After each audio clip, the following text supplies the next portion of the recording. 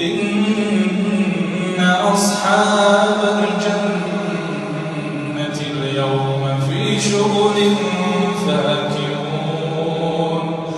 هم وأزواجهم في ظلال على الأرائك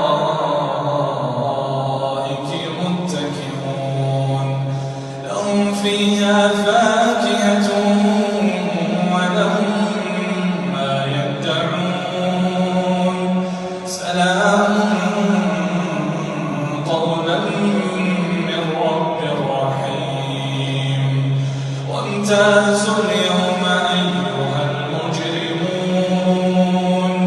ألم أعهد إليكم يا بني آدم ألا تعبدوا الشيطان إنه لكم عدو مبين وأن اعبدوني هذا صراط مستقيم ولقد أضل منكم جبلا كثيرا أفلم تكونوا تعقلون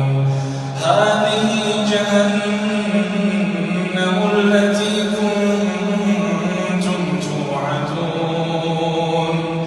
اصلوها اليوم بما